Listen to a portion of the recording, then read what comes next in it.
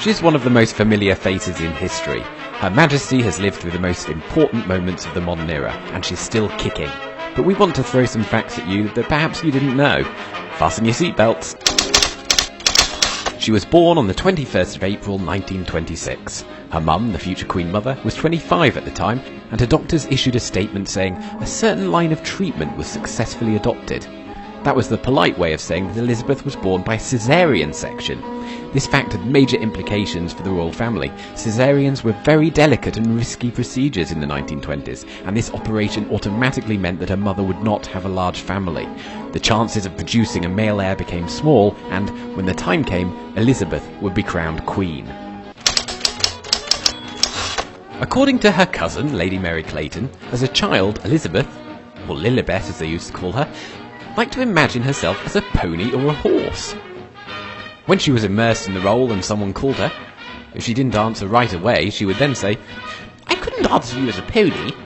This might very well explain her passion for horses and horse racing. You would think that a future queen getting married would ensure a wedding without last-minute accidents. But not one or two, but 3 crises occurred on Her Majesty's wedding day. First, no one could find the bride's bouquet. A footman had put the flowers in a cool room to keep them fresh, and until he remembered, there was panic at the palace. Then, Elizabeth's diamond tiara snapped and it had to be repaired hastily on the go. Last, but not least, another jewel she planned to wear, the double-strand pearls given by her parents, were on display at St James's Palace.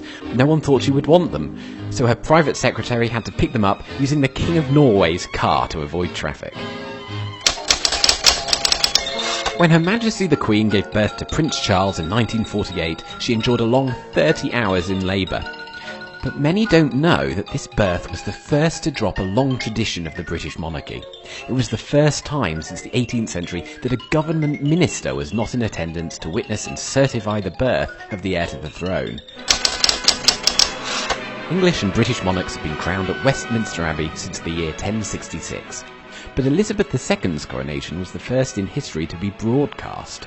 Winston Churchill insisted that such a sacred event should not be seen by people who would listen in pubs. I solemnly promise so to do. However, the coronation's broadcast was a major hit around the world. But the most sacred portion of the service, the anointing, was not seen by the public. A little victory for Sir Winston. Together with leaders from 73 countries, the Queen recorded a message for the moon. Her statement was carried by the astronauts of Apollo 11 in the first moon landing. The Queen's message was microfilmed and deposited in an aluminium case on the surface of the moon in the Sea of Tranquility. The size of a 50-cent coin, the inscription at the top of the disc reads, "Goodwill messages from around the world brought to the moon by the astronauts of Apollo 11 from planet Earth, July 1969. Everyone knows that the Queen has a soft spot for Pembroke Welsh Corgi dogs. She's owned more than 30 during her reign. What many don't know is that these dogs enjoy a better life than many humans. That's right, they reside in the Corgi room at Buckingham Palace. They sleep in individual elevated wicker baskets to prevent drafts.